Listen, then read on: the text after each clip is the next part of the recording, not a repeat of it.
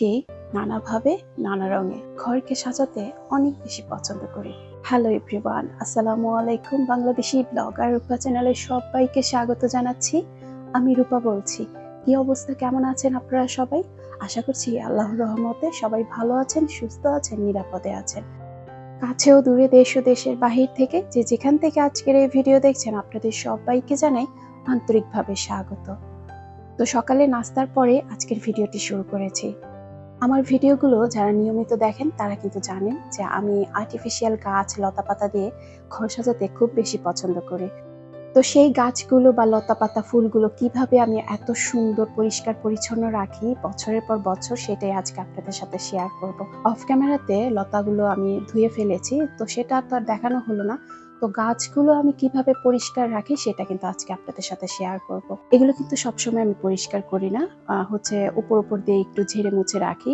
আর খুব বেশি যখন দেখি যে একটা ধুলোর আস্তরণ পড়ে গিয়েছে, তখনই কিন্তু এগুলো ওয়াশ করে থাকি। তো ওয়াশগুলো কিভাবে করি আমরা অনেকেই জানি, কিন্তু যারা জানে না তাদের জন্য আজকে এই ভিডিওটা। এখানে আমি পানির মধ্যে কিছু অল্প পরিমাণে ডিটারজেন্ট দিয়েছি। তো এখন হচ্ছে গিয়ে পাতাগুলো আমি ভিজিয়ে নিব। তো পাতাগুলো আমি ভিজিয়ে দেখলাম যে এখানে যে পাতার যে রেখাগুলো আছে, তো সেই রেখাগুলোতে কিন্তু একটা ময়লার একদম মানে আবরণটা বসে গিয়েছে। তো এটা কিন্তু দেখা যাচ্ছে যে পানিতে ভিজানোর সাথে সাথে মনে হচ্ছে যে ময়লাটা উঠে যাবে। আসলে যখন শুকাবে তখন দেখা যাবে যে আবারও কিন্তু আস্তরণটা জেগে উঠবে। তো সেজন্য আমি কি করলাম, এখানে একটা জালি ব্যাগ নিয়েছি। তো জালি ব্যাগটা দিয়ে এভাবে ওয়াশ করলে না পাতাগুলো কিন্তু অনেক সুন্দর পরিষ্কার হবে, আর শাইনিংটা কিন্তু নষ্ট হবে না। অনেকে আছে দেখা যায় যে এই ব্রাশ দিয়েও কিন্তু এগুলো পরিষ্কার করে থাকে। তো ব্রাশ দিয়ে পরিষ্কার করলে কি হয়, ব্রাশ দিয়ে পরিষ্কার করলে এই যে পাতার যে শাইনিংটা সেটা কিন্তু নষ্ট হয়ে যাবে। সেজন্য একটা নরম কাপড় আমি ইউজ করলাম, যেটা হচ্ছে জালি ব্যাগের চাইতে নরম কিন্তু আর কোনোটাই হতে পারে না। আরেকটা বালতিতে আমি সাদা পানি নিয়েছি। তো সে পানির মধ্যে কিন্তু সাথে সাথে ধুয়ে আমি গাছগুলোতে আবার কিন্তু এই যে পাতাগুলো কিন্তু সেট করে নিচ্ছি। এই কাজটা করতে মাত্র 5 মিনিট লেগেছে। আমি আমার শখের জিনিসগুলো খুব যত্ন সহকারে কিন্তু প্রতিটা জিনিস পরিষ্কার পরিচ্ছন্ন করে রাখি। যেহেতু আমি মধ্যবিত্ত পরিবারের গৃহিণী, তো সেই জন্য আমার শখের জিনিস প্রতিদিন কেনাকাটা করার মতো সামর্থ্য নেই।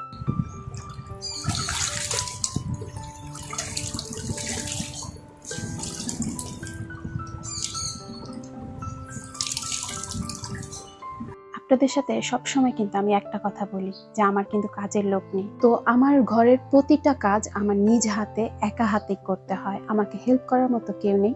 আমি সবসময় কিন্তু এই কথাগুলো বলি। আজকে আমি ভাবলাম যে আজকে আপনাদের সাথে আমি শেয়ার করি কিভাবে আমি আমার ঘরের প্রতিটা জিনিস চকচকে ঝকঝকে রাখি। আসলে কি বলেন তো, সুখের নাম জীবন নয়, কষ্টকে জয় করে বেঁচে থাকার নামই জীবন। জীবনে চলার পথে মেয়েরাই হচ্ছে বড় যোদ্ধা। সংসারের কাজ করতে গেলে মাঝে মধ্যে একটু হিমশিম খেতে হয়, তারপরও আমার কাছে দিন শেষে মনে হয় যে আমার সংসারের কাজ আমি গর্ব করে বলতে পারি যে এই সম্পূর্ণ কাজগুলো আমি একা হাতে করি বলেই আমার ঘরটা হয়তো বা অনেক চকচকে ঝকঝকে। আমি যে বাসাটাতে থাকি সেই বাসাটা কিন্তু কোনো আধুনিক বাসা না, সেই বাসাটা হচ্ছে একটা অনেক পুরাতন দিনের একটা বাসা। তো সেই বাসাটাকে আমি সবসময় পরিষ্কার পরিচ্ছন্ন করে রাখি।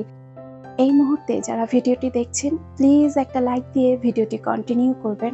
আপনাদের ছোট্ট একটি লাইক আমার এই ভিডিওটাকে অনেকের কাছে নিয়ে যাবে। আর ভিডিও দেখতে দেখতে যদি ভিডিওর কোনো অংশে ভালো লেগে যায় বা আপনার মন ছুঁয়ে যায়, চাইলেই চ্যানেলটি সাবস্ক্রাইব করে সাথে থেকে যেতে পারেন। আর যারা অলরেডি সাবস্ক্রাইব করে সাথে আছেন তাদেরকে জানাই অসংখ্য অসংখ্য ধন্যবাদ। আমি আমার সংসারের প্রতিটা কাজ যেমন যত্ন করে করি, ঠিক তেমনই আমি আমার নিজের যত্নটাও নিতে ভুলি না। কিছুদিন আগে আপনাদের সাথে শেয়ার করেছিলাম এই যে নতুন যে বেডশিটটা সেটা কিন্তু কিনেছিলাম। তো সেটা কিন্তু এতদিন আর বিছাইনি। আমার না একটা খুব বদ অভ্যাস আছে, আমি নতুন কোনো কিছু কিনলে না সহজে ব্যবহার করতে চাই না। কেন জানি আমার মনে হয় কি পুরাতন হয়ে যাবে। তো এইটা কেন আমার এই বদ অভ্যাসটা আমি জানি না। তো আজকে ভাবলাম আর কতদিন রেখে দিব, সামনে তো আবার ঈদ আসছে। তো ঈদের সময় তো আবার নতুন বেডশিট কিনতেই হবে। আমি যেহেতু আজকে বেডরুমটাকে নতুন ভাবে গুছাচ্ছি, তো ভাবলাম নতুন বেডশিটটাও বিছিয়ে নেই, দেখতে ভালো লাগবে।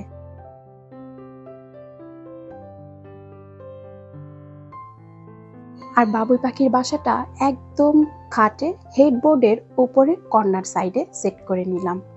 আর সকালেই যে অফ ক্যামেরাতে আমি যে লতা পাতাগুলো ওয়াশ করেছিলাম সেগুলো একদম শুকিয়ে গিয়েছে, তো সেগুলো কিন্তু এখন হ্যাং করে নিচ্ছি। একে একে এখন সবগুলো জিনিস সুন্দর করে আমি সাজিয়ে নিব।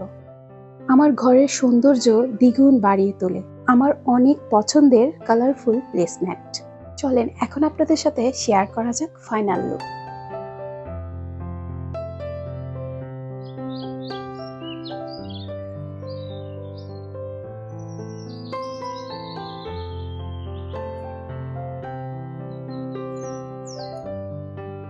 আমার ঘরে যাই আছে তাই দিয়ে কিন্তু আমি ঘর গোছাতে বা ঘর সাজাতে খুব বেশি পছন্দ করি, আর সেই ছোট ছোট আইডিয়াগুলোই আপনাদের সাথে শেয়ার করি।